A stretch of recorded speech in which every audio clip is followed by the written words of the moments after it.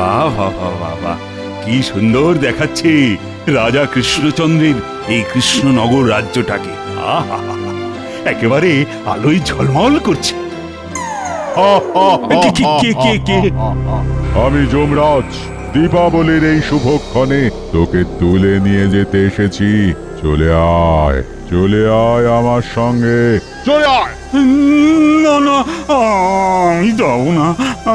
যাবি না মানে? তোর ঘর যাবে, চল বলছে। ছেড়ে দিন, আমি কিছু করিনি। আমি রাজা কৃষ্ণচন্দ্র, রাজ্যের সব প্রজাদের দায়িত্ব যে আমার কাঁধে। আমি আপনার সঙ্গে চলে গেলে আমার প্রজাদের কি হবে? কি বললে? তোর নাম কি বললি? আগে কৃষ্ণচন্দ্র। তো নামে কি আসে যায়? তোর নাম কৃষ্ণচন্দ্র না হয়ে কৃষ্ণ সূর্য হলেও আমি তোকে তুলে নিয়ে যেতাম। চল বলছি। আমাকে ক্ষমা করে দিন যমরাজ। ক্ষমা? আচ্ছা বেশ, তুই জীবনে কি ভালো কাজ করেছিস বল শুনি। সব শুনে যদি মনে হয় তোকে ছেড়ে দেওয়া যায়, তবে আমি তোকে ছেড়ে দেব। আগে আমি সব সময় ওই প্রজাদের ভালোর কথাই চিন্তা করি। সে তো সব রাজাই করে, এটা আবার বুক ফুলিয়ে বলবার কি আছে? না মানে বুঝেছি, একটা যন্ত্রের নাম ছাড়া তোর তো আর কিছুই নেই, তাই তোকে আমি ছাড়বো না।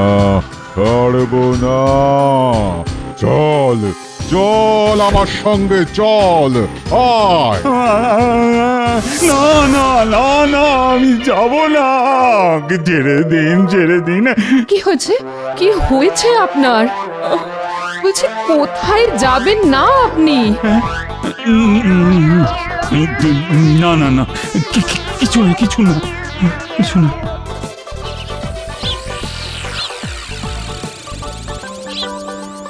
তোরা জানিস দীপাবলি নামটা কেন এসেছে? জানি না দাদু, তুমি বলো না। তবে শোন, দীপাবলির দিন সবাই তাদের মনের যত অন্ধকার সব বিদায় করার জন্য প্রদীপ জ্বালায়। তাই ওই প্রদীপ থেকেই দীপাবলি নামটা এসেছে। কি মজা, আমরাও মাটি দিয়ে প্রদীপ বানাবো, প্রদীপ জ্বালাবো, কি মজা। নে, এবার তোরা কাদামাটি দিয়ে প্রদীপ বানানোর কাজে লেগে পড়। আচ্ছা দাদু, তুমি আমাদের সঙ্গে প্রদীপ বানাবে না? ধুর, আমার কি আর তোদের মতন কাদামাটি নিয়ে খেলার বয়স আছে রে? আমাকে এখন রাজসভায় হাজিরা দিতে যেতে হবে, না হলে মহারাজ খুব রাগ করবেন। দাদু, আসার সময় মাখা সন্দেশ আনতে ভুলে যেও না যেন। আচ্ছা।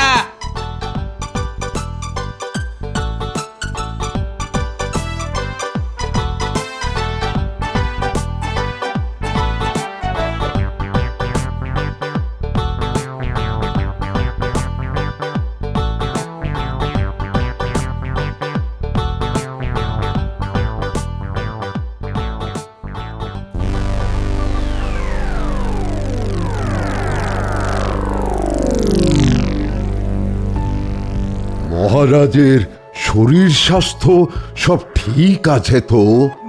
না মানে আসলে ওই গতকাল রাতে না এক অদ্ভুত স্বপ্ন দেখেছি। কি স্বপ্ন মহারাজ?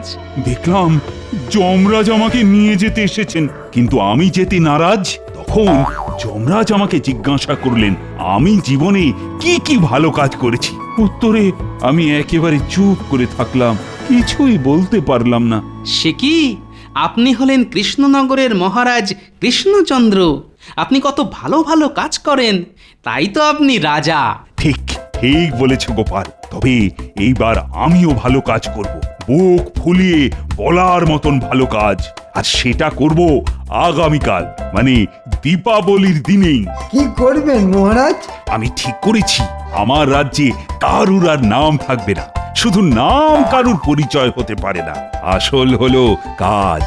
তাই আমি চাই আমার রাজ্যের মানুষ একে অপরকে কাজের মাধ্যমে চিনুক, নামে কি আসে যায়। তাই তো? হ্যাঁ, আমার এত সুন্দর নামখানা ছেড়ে দিতে হবে? কাল থেকে আমি আর কৃষ্ণচন্দ্র রায় নই, তুমিও আর গোপাল ভাঁড় নও। দারুণ কাজ মহারাজ, সত্যি এই রকম কাজ কজন রাজা করতে পারে? আপনি মহান মহারাজ। জয় মহারাজের জয়। কিন্তু মহারাজ, ওই নাম ছাড়া আমরা একে অপরকে ডাকবো কিভাবে? সত্যি বলতে কি, এই প্রশ্নটা আমার মাথাতেও এসেছিল। তোমরা হলে আমার রাজসভার সদস্য, তাই এই প্রশ্নের উত্তর খোঁজার দায়িত্ব আমি তোমাদের কাঁধেই দিলাম। আমাদের কিছুক্ষণ সময় দিন মহারাজ, আমরা নিজেদের মধ্যে আলোচনা করে এর একটা পথ খুঁজে বার করছি। এসে থেকে দেখছি মন্ত্রীটা বড্ড লাফাচ্ছে। দাঁড়াও। বেশ, তবে তাই হোক। আমি তোমাদের কিছুক্ষণ সময় দিচ্ছি। আমি ফিরে এসে এর একটা সমাধান শুনতে চাই।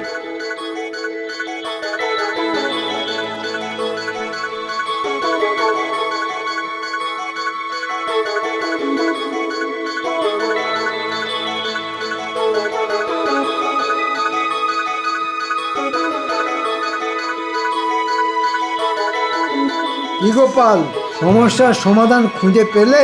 কেন কেন, সব কাজই গোপাল করবে নাকি?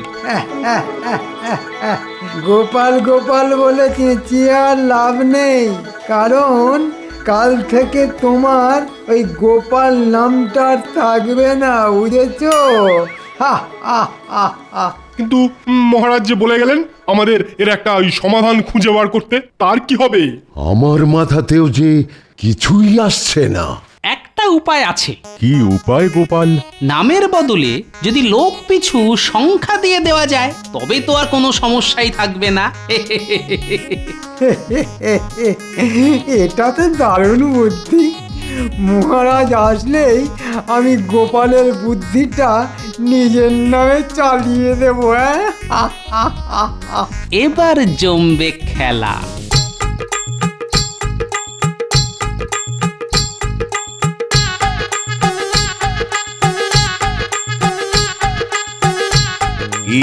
তা সমস্যার সমাধান কিছু বার করতে পারলে? পেয়েছি মহারাজ, আমার মাথায় একটা দারুণ বুদ্ধি এসেছে। তা বলে ফেলো শুনি। মহারাজ, নামের বদলে যদি প্রত্যেককে একটা করে সংখ্যা দিয়ে দেওয়া হয়, তাহলে আর কোনো সমস্যাই থাকবে না মহারাজ। বাহ বাহ বাহ বাহ, দারুণ বুদ্ধি তো। ঠিক আছে, আজ এখনই রাজ্য জুড়ে ঘেঁড়া পিটিয়ে ঘোষণা করে দাও মন্ত্রী, দীপাবলির দিনে মহারাজ প্রজাদের কাছ থেকে তাদের নাম নিয়ে তাদের নতুন সংখ্যা দেবে, আর আগামী দিনে সংখ্যাই হবে তাদের নতুন পরিচয়। এ কি ভূত চাপলো মহারাজের মাথায়? শেষে কিনা নাম ধরে টানাটানি? না, মহারাজের মাথা থেকে এই নামের ভূতটা নামাতেই হবে দেখছি। এক্ষুনি এক্ষুনি যাচ্ছি মহারাজ, এক্ষুনি যাচ্ছি।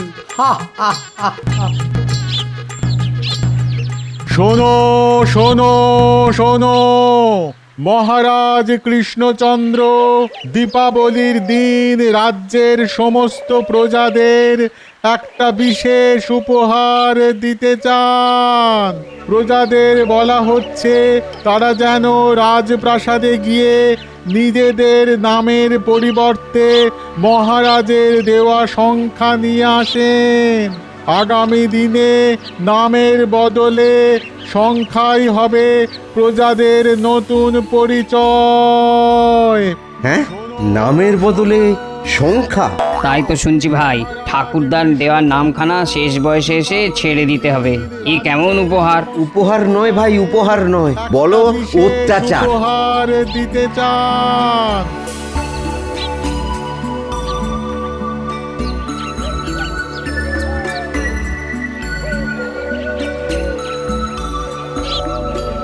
বলি, এই এগুলো কি বানিয়েছিস কি তোরা? প্রদীপ বানিয়েছি দিদা। ভাগ্যিস বললি, না হলে যে বুঝতেই পারছিলাম না এগুলো প্রদীপ।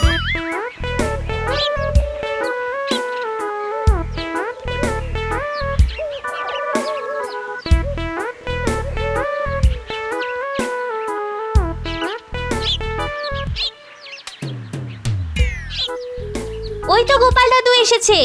আর গোপাল দাদু? কাল থেকে শুধু দাদু বলবি।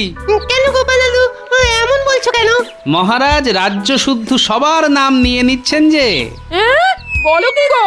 ঠিকই শুনেছ গিন্নি, কাল থেকে আমার নাম আর গোপাল নয়। তবে তোমার নাম কি দাদু?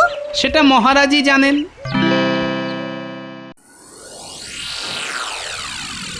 মহারাজ, আপনি যেহেতু মহারাজ তাই আপনার সংখ্যা 1 আর আমাদের রানীমার সংখ্যা হলো 2।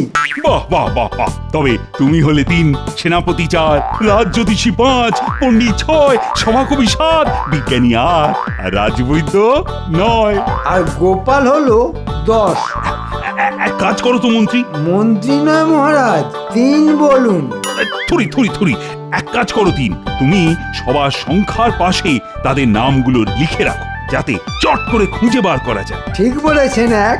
আমি সবার সংখ্যার পাশে তাদের নামগুলো ছোট ছোট করে লিখে রাখছি। হ্যাঁ, কাল দীপাবলি, রাজবাড়ি প্রদীপের আলোয় সেজে উঠবে আর আমার প্রজারা পাবে নতুন সংখ্যা। কি বলো মন্ত্রী? মন্ত্রী নয় মহারাজ, 3 বলুন। 3।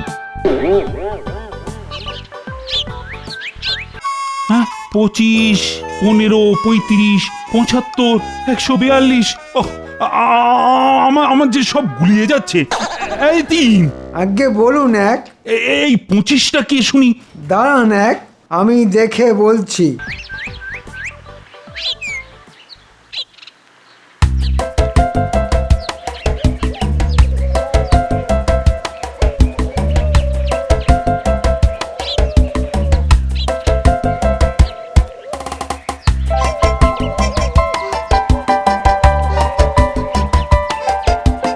তোমার নাম কি? আগে বলো না মহারাজ। তোমার নামটা আমি নিলাম। আজ থেকে তোমার সংখ্যা হলো 32। 32 মানে বলরাম। তারপর? আগে ওই আমি ভোলা মহারাজ। ভোলা ময়রা, আজ থেকে তোমার সংখ্যা 96। কেমন? আগে মহারাজের জয় হোক। গোপালজি, এসো এসো, বসো। আগে নিজের সংখ্যা জানতে এলাম মহারাজ।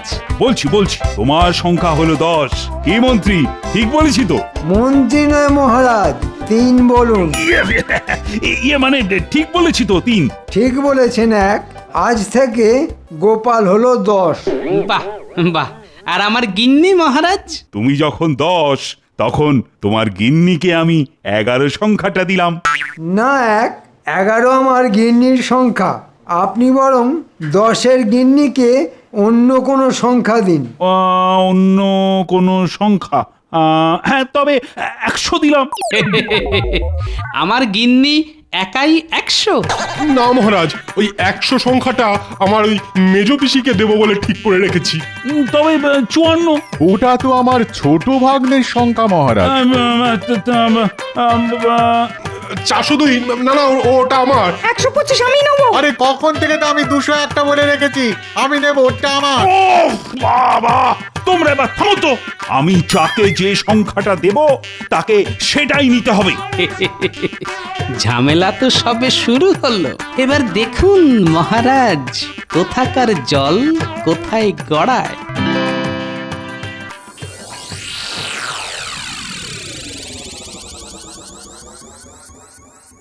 কি হলো মন্ত্রী? না মহারাজ, যতটা সোজা ভেবেছিলাম ততটা সোজা নয়। এখনো অর্ধেক লোকের সংখ্যা দেওয়া বাকি। আরে তাড়াতাড়ি করো মন্ত্রী। মহারাজ কি হয়েছে? 96। হ্যাঁ 96। কি হয়েছে? আর বলবেন না মহারাজ। 25 আমার কাছ থেকে ওই 15 পয়সা ধার নিয়েছিল। 35 দিন পরে দিয়ে দেবে বুড়ো। আজ 45 দিন হতে চললো, এখন ওই 15 পয়সা হাতে পেলাম না মহারাজ। তাই ওই 25-এর কাছে গিয়ে 15 পয়সা চাইলাম। টাকার নাম শুনে 25, 75 আর ওই 142 আমাকে 5 ঘা করে চর লাথি ঘুষি মারলো। এবার আপনি এর একটা বিচার করুন মহারাজ, আপনি বিচার করুন। 25, 15, 35, 75, 142। আমার যে সব গুলিয়ে যাচ্ছে।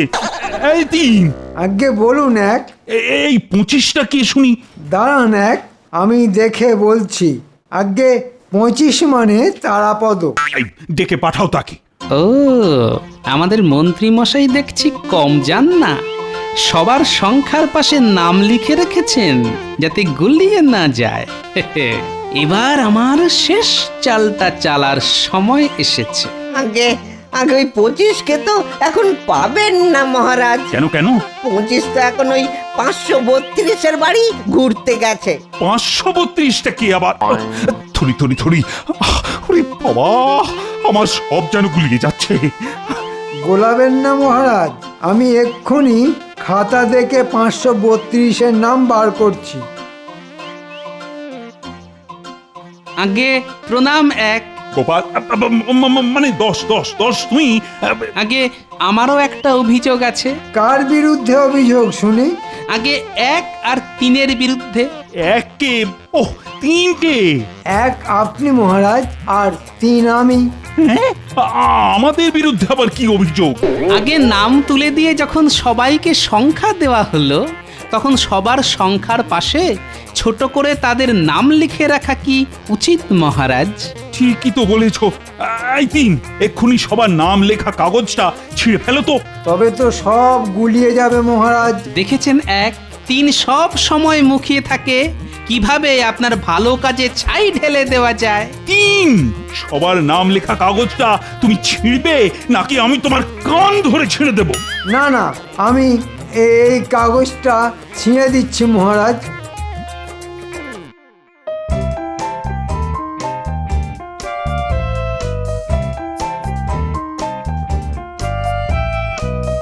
কি মজা কি মজা! ও মা, কি সুন্দর লাগছে!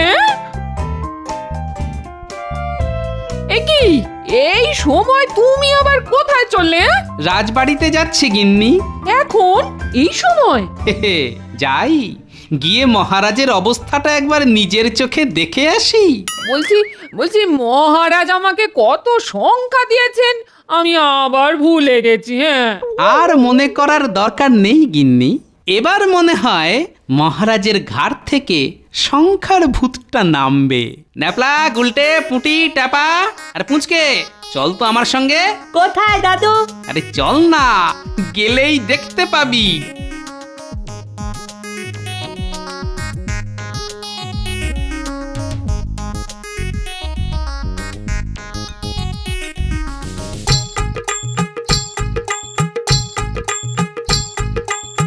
আটশো 45। সভাকবির বোনের ছেলে। 475। মন্ত্রী মশাইয়ের শাশুড়ি। এই গোপাল। গোপাল নাই মহারাজ, 10। নিকুচি করেছে তোমার সংখ্যা।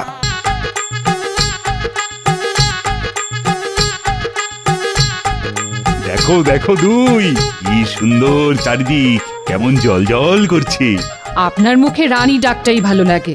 2, এটা আবার কারো নাম হতে পারে নাকি? না, আজ থেকে আমার রাজ্যে কারোর নাম নেই, সবার সংখ্যাই হলো আসল পরিচয়। বেশ, তবে তাই হোক। আপনি যখন বলছেন, তখন আজ থেকে আপনি আমাকে 2 বলেই ডাকবেন, আর আমি আপনাকে 1 বলে ডাকবো। 1-এর জয় হোক। এ কি গোপাল, এই সময় তুমি এখানে? আগে আমার এই নাতি নাতনিদের জন্য আপনার কাছে ছুটে এলাম 1। ওদের যে এখনো নামের বদলে সংখ্যা দেওয়া হয়নি। এই ব্যাপার, ঠিক আছে, আমি এক্ষুনি তোমার 5 নাতি নাতনিদের 5টা সংখ্যা দিচ্ছি। আগে সবার প্রথমে পুঁটি। বেশ, আজ থেকে পুঁটির সংখ্যা হলো 520। না না মহারাজ, 520 হয় কি করে? 520 তো বিজ্ঞানীর ছোট পিসির বড় ছেলের সংখ্যা। হ্যাঁ, তুমি ঠিক জানো তো? আগে হ্যাঁ মহারাজ, আমার স্পষ্ট মনে আছে। আচ্ছা আচ্ছা আচ্ছা, তবে পুঁটির সংখ্যা হলো 238। ওটা তো সেনাপতির ভাইয়ের বউয়ের সংখ্যা। 845, সভাকবির বোনের ছেলে, 475। মন্ত্রী মশাইয়ের শাশুড়ি। এই গোপাল, গোপাল নয় মহারাজ, 10। নিকুচি করেছে তোমার সংখ্যা। তুমি আমাকে বোকা ভেবেছো না? আমি যে সংখ্যায় বলি তুমি সঙ্গে সঙ্গে তার পেছনে একটা নাম জুড়ে দাও। চালাকি হচ্ছে। আমি সত্যি বলছি মহারাজ, বিশ্বাস না হলে আপনি মন্ত্রী মশাইকে জিজ্ঞাসা করে দেখুন। ওই মন্ত্রী! মন্ত্রী নয় মহারাজ, 3 বলুন। বলুন 1। এই দেখো তো 845 সংখ্যাটা কার নামের পাশে লেখা আছে? কি করে দেখবো 1? আপনি তো বললেন নাম লেখা কাগজটা ছিঁড়ে ফেলে দিতে। ঠিক হয়েছে। উফ, ঘাট হয়েছে আমার। থাকুক থাকুক নাম, দরকার নেই সংখ্যার। সব গুলিয়ে একেবারে গোবর হয়ে গেল। তবে কি মহারাজ, আমার নাম গোপালই থাকলো? হ্যাঁ হ্যাঁ হ্যাঁ, যার যা নাম আছে তাই থাক। আমি কৃষ্ণচন্দ্র, তুমি গোপাল। এটাই ভালো। হ্যাঁ, আর আমি যে খাতায় লিখলাম সেগুলো।